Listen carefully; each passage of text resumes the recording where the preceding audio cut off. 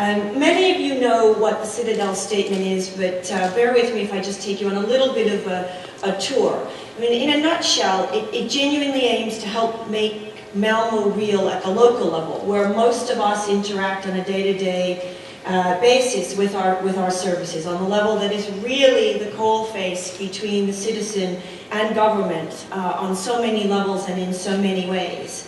And so the Citadel statement was an initiative thought through by HERT originally, and then with support of a number of organizations I'll talk about in a few minutes, to genuinely help deliver on those very grand visions in Malmo at the local level. Why did we decide that we needed a Citadel statement? And I think the answer was fairly obvious if we think about it, particularly those of us that work so hard in local government. So we have tremendous vision and policy statements that come out at the EU level from Brussels, that come out at the national level, Brussels, London, Paris, Rome, Athens. Tremendous amounts of effort that happen at the national level, and tremendous amounts of initiatives that are genuinely impressive and genuinely harness the full power of ICT. But when we leave our EU capital of Brussels, or when we leave our national capitals and we go out into smaller communities, many of them the communities we live in, the gulf I have found between what I talk about for a living with and to many of you, and my own experiences as a mom in a borough of London, which is hardly what one would call a small community, is just massive. And so we thought there's tremendous amounts of vision in Europe. There are huge amounts of effort that go into creating user manuals and how-to manuals that will help local government deliver on the vision. And yet, the vision's not happening. And that really is the brain power, the thinking behind the Citadel statement. So what does Citadel help to achieve?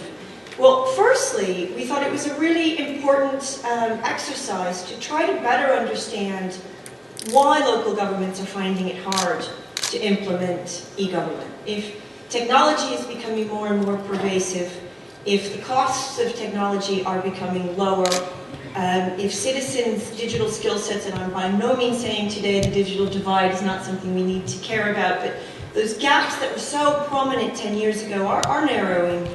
Why is it still such a challenge at the local e-government level? And then once we better understood what the challenges were, really trying to understand and identify some practical solutions. And I will emphasize the word practical, because when I do unveil the Citadel statement, you may see a paucity of some of the grandiose, lofty visions, because it was genuinely meant to say to national and EU decision makers, here are 5 concrete things, areas you could focus on, and some really tangible steps you could do that help those folks every day that struggle at the local level to deliver on the visions that we put so much time and effort into. But a little step back in time before I get to the big Oscar announcement, it was, how did we get here today? And I think one of the questions I've heard through the past few months is, why Citadel? What does that mean? And again, it's a brainchild of HERT, but Citadel means Città Ideale, ideal city. And so in many ways we thought that was a lovely metaphor or use of double entendre for what we're aiming for, is to use ICT to improve the quality of all of our lives on a daily basis. And again, our cities, our local communities are where we lead most of our lives in touch with government most directly. And then, of course, the beautiful surroundings that we're in today, the Ghent Citadel Park, which is the site of a former 19th century fortress. And so we thought there was a wonderful, holistic synergy to the name Citadel.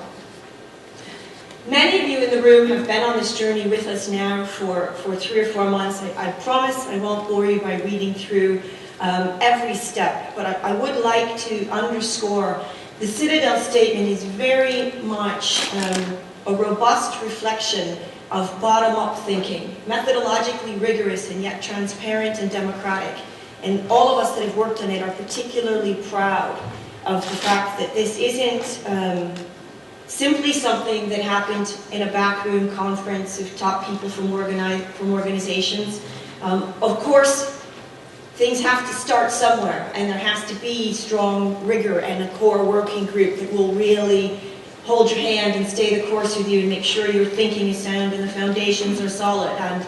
And thanks to the UK Society of IT Managers, we had a fantastic session with Lola and Victor and EU Smart Cities, and forgive anybody that was there that I don't mention, but I think everyone that was there can tell you it was a brain-squeezing 3 hours where we really worked very, very hard to identify 5 areas that we would launch on our website and then ultimately on our online consultation, and then throw the consultation open to Europe, literally.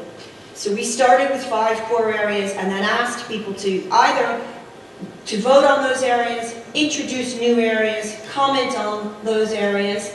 And if you're organizing these things, you know, the easiest thing would be everybody loved the 5 things that the experts came up with in the back room, voted on it, and we're done. But of course, we're delighted that that didn't happen, even though it meant more work and more thinking power at the back office. Because at the end of the day, skip to the front, we had overwhelming feedback. We had 130 discrete individuals join the debate and enter their dialogue, their thoughts, their comments, their votes. We had over 21 individual suggestions from the original 5. We had 64 different organizations representing every major city organization in Europe. And in the end, we had over 200 cities across 5 continents represented in the final content of the Citadel statement.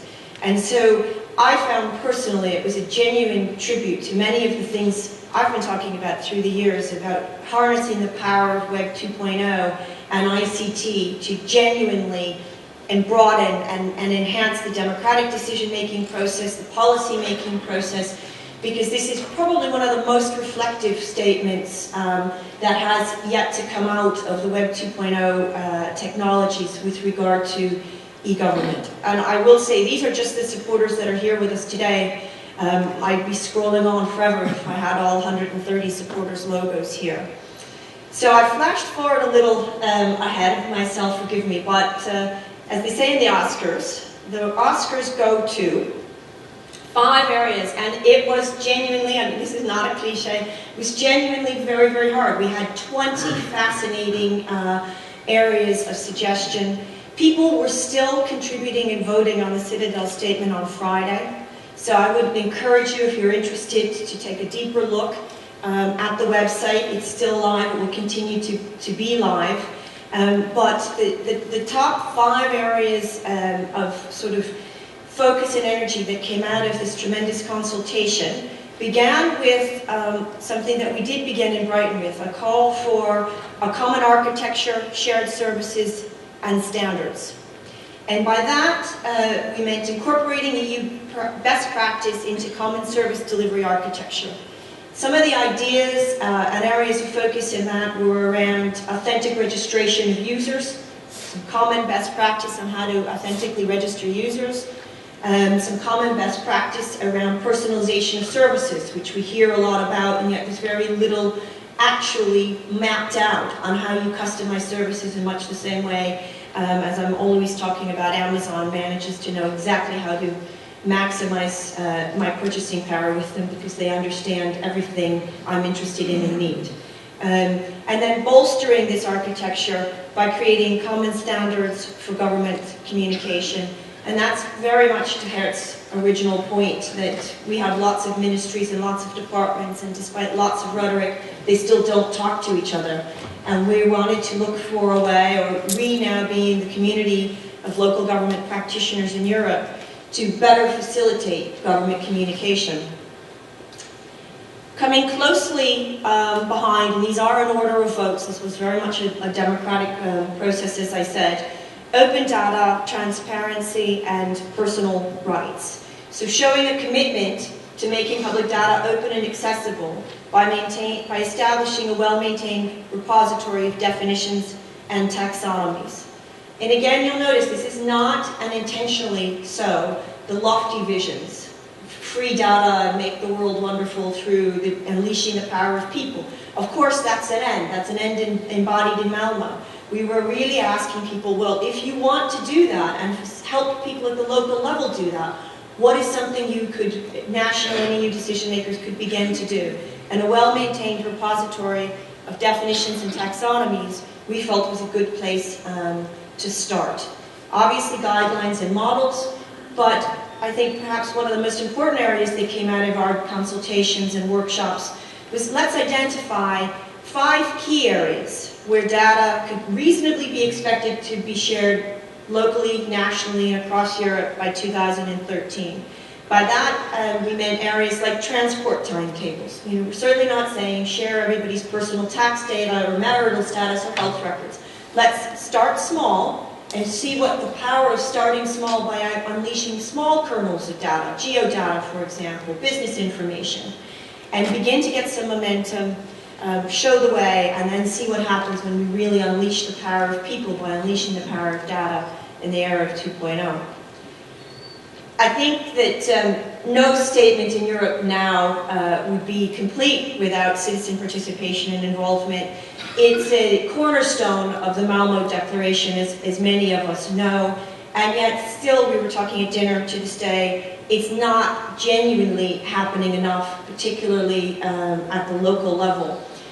One of the areas where we thought national and EU decision makers could begin to push on this vision is actively championing. Yes, it's in Malmo, but every day in speeches, ministers could actively be championing the power that ICT now offers to enhance the democratic process.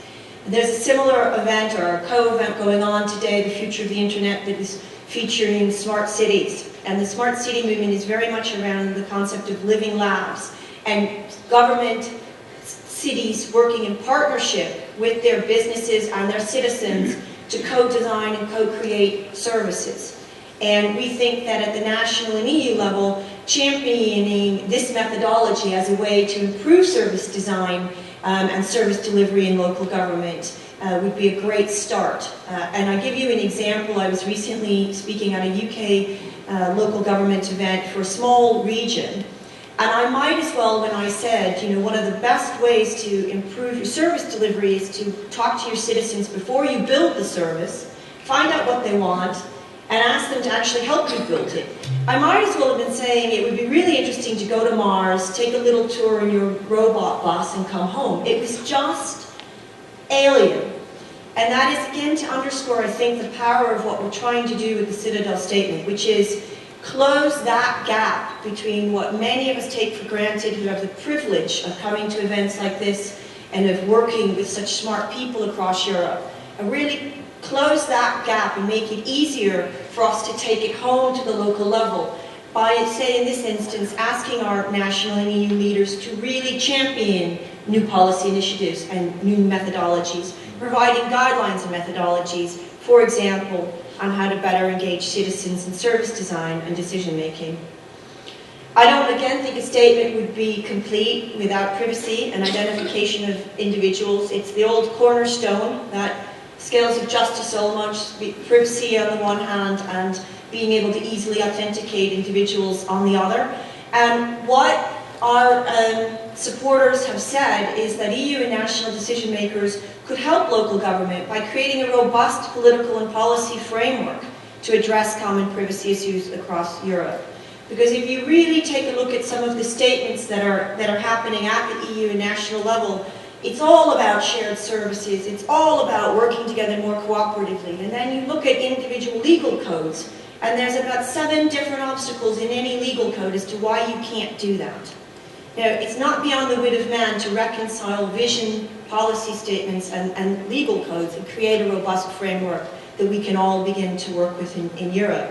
And providing protocols that would enable the easy identification of individuals in areas that aren't sensitive, and help to facilitate mobility and the Malmo commitment to citizen and business mobility across Europe.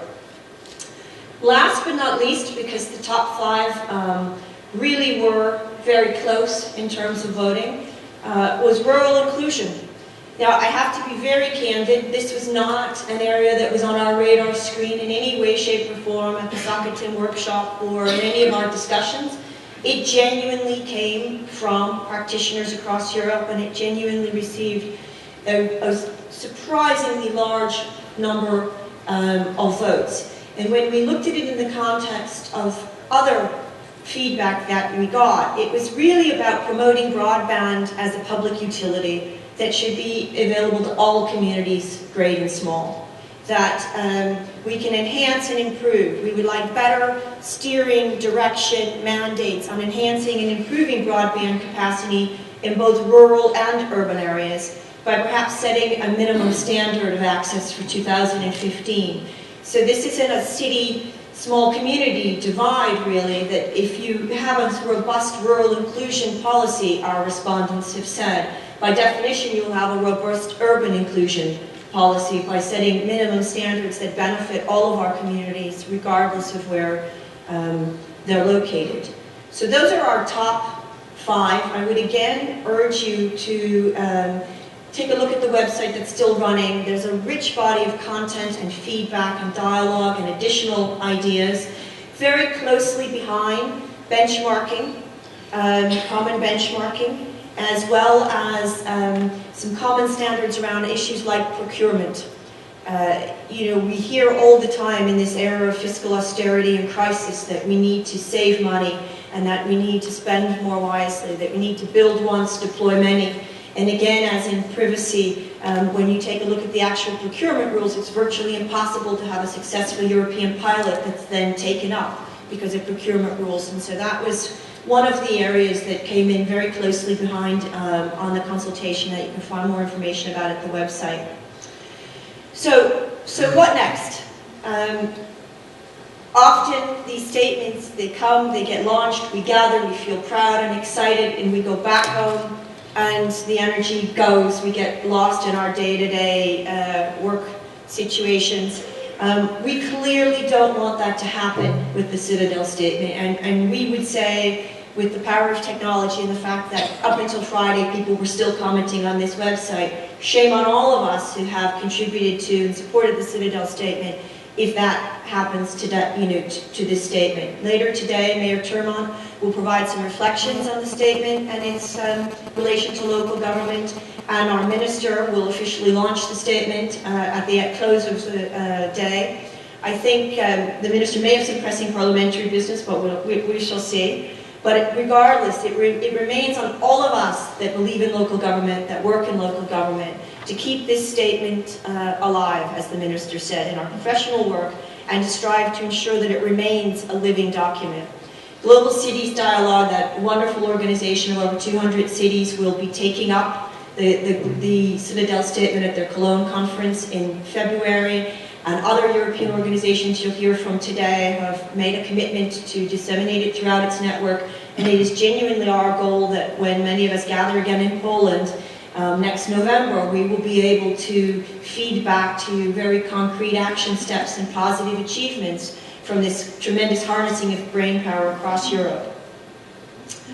So I would just end by sharing with you again the tremendous support that we've had for the Citadel statement, and thanking all of you who have really impressed and almost overwhelmed my office with the quality and the caliber of the content. And thanks so much to Hert for making this happen and making it real.